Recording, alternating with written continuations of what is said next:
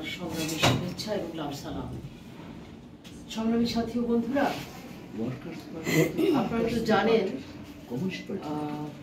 সিপিবিএমএল বাংলাদেশ সেই সাত্তার খান যখন বেঁচে ছিলেন তখনই তিনি এই উদ্যোগটা গ্রহণ করেছিলেন, এই পার্টিটা। এবং ওনার মৃত্যুর পরে জিওয়ায় রাখা হয়েছিল কোনো রকমে, কিন্তু অত বেশি কার্যক্রম তখন শুরু হয়নি।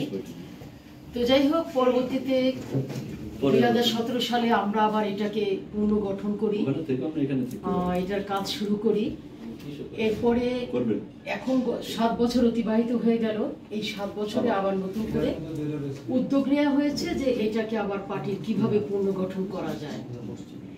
আসলে আমি একজন শ্রমিক আন্দোলনের মানুষ, আমি নিজে একজন শ্রমিক ছিলাম। গার্মেন্টসে 10টা বছর কাজ করেছি, গার্মেন্টসের ভিতরে ট্রেড ইউনিয়ন গঠন করেছি এবং বাইরে থেকে ফেডারেশনের সাথে যুক্ত হয়ে শ্রমিকদের সাথে থেকে শ্রমিকদের আন্দোলন লড়াই সংগ্রামগুলো করে যাচ্ছি আমরা।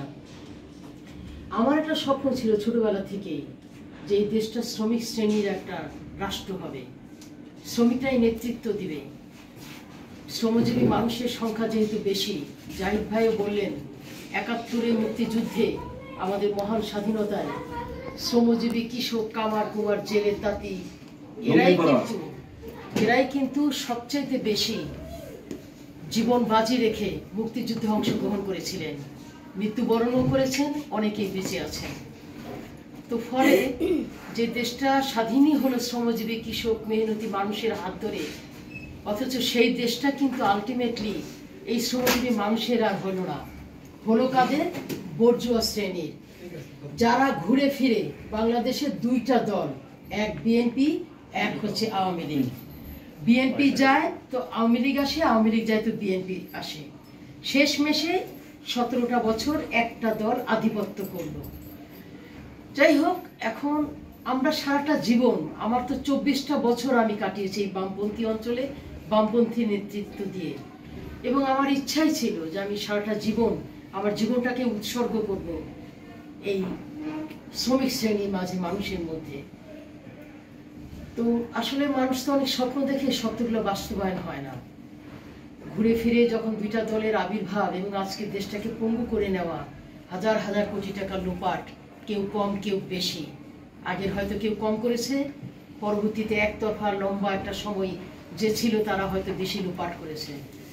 কিন্তু এই যে দেশপ্রেম, আমরা এতদিন, আমি লাভলি ইয়াসমিন, আমি 18 বছর বয়স থেকে আমি উন্নত দেশগুলোতে যাওয়া আশা করি।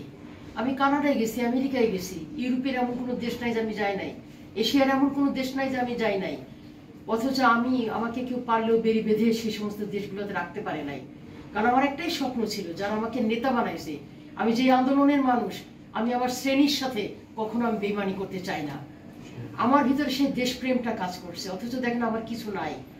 আর যারা বড় বড় কথা বলে, যারা ক্ষমতায় ছিল, যারা দেশের জন্য ভালোবাসার কথা বারবার বলতো, অথচ তারাই আজকে দেশটাকে বিক্রি করে দিয়েছে, লোপাট করে দিয়েছে হাজার হাজার কোটি টাকার সম্পদ। আমি 2 দলকেই বলছি।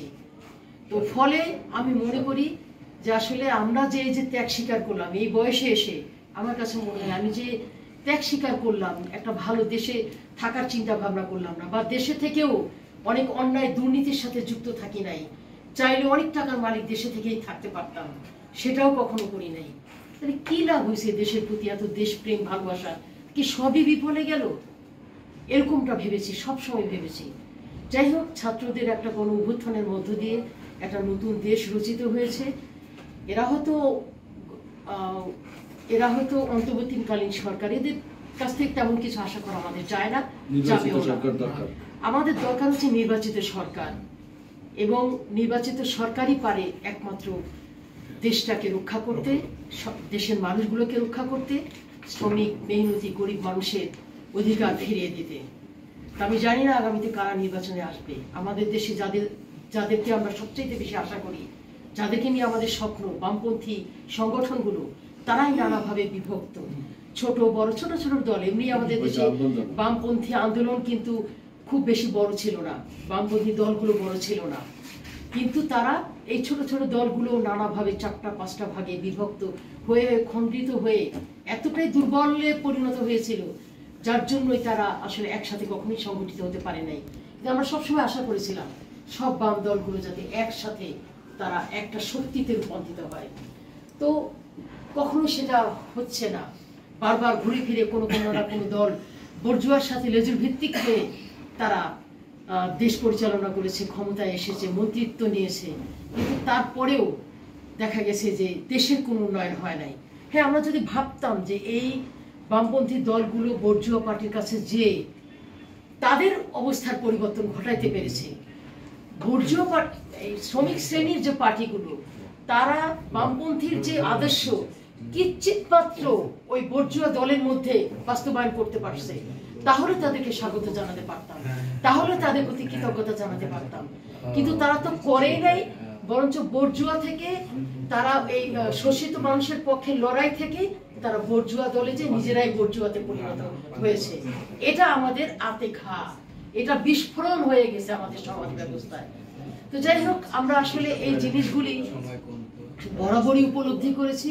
উপলব্ধির জায়গা থেকে আজকে আমাদের এই জায়গাটায় আসা।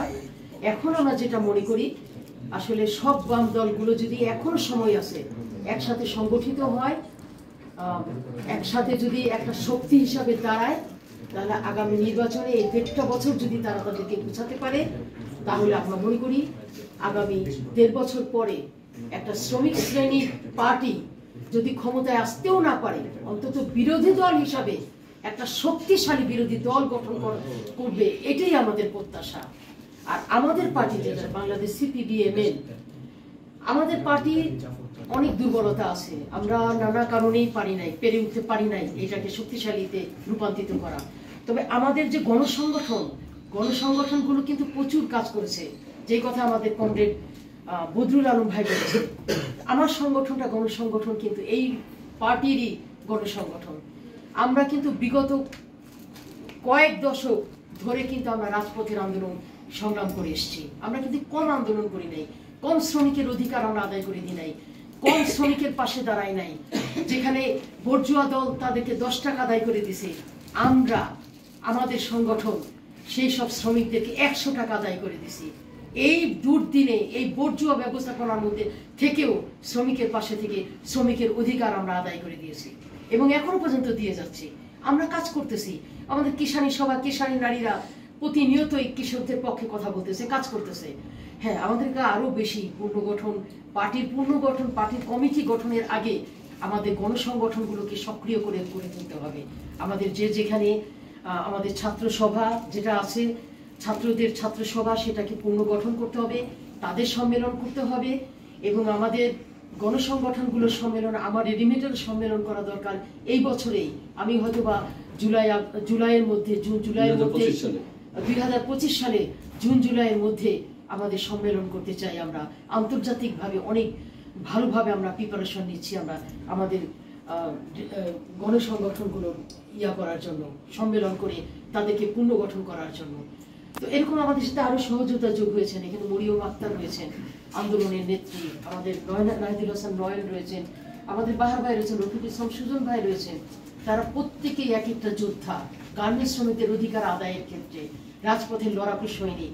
তাদের জীবনটাই তারা ব্যয় করেছে এই গার্মেন্টস শ্রমিকদের, এর বাইরেও বিভিন্ন শ্রমজীবী মানুষের অধিকার আদায়ের লক্ষ্যে তারা লড়াই সংগ্রাম করেছে, এখনো করে যাচ্ছে, ভবিষ্যতেও করবে। আমার তো মনে হয় যে আমরা মৃত্যুর আগ পর্যন্ত যদি সুযোগ পাই মানুষের জন্য লড়াই করে যাব। এটাই আমাদের রন্ধে রন্ধে রক্তের সাথে মিশে আছে। যাই হোক, আমি আমার কথা বেশি বাড়াবো না, আমি প্রায় শেষের পথে। আমি শুধু এটুকুই বলবো, পার্টির মূল সম্মেলনের আগে আমাদের গণসংগঠনগুলোকে সক্রিয় করতে হবে, আরো বেশি সংগঠন যোগদান করতে হবে। আমরা চাই আমাদের বন্ধুরা যারা অন্যান্য সংগঠন, যারা এককভাবে কোনো দলের সাথে সম্পৃক্ত না, তারা যদি চায় তাদের জন্য আমাদের এই পার্টি উন্মুক্ত। আহ্বান করব আপনারা প্রত্যেকেই আমাদের সাথে জয়েন করতে পারেন। জয়েন করা মানে যে আমরা আগে থেকে আসি বলেই অনেক কিছু আপনারা যারা জয়েন করবেন তারা পুরনো, ব্যাপারটা এরকম না।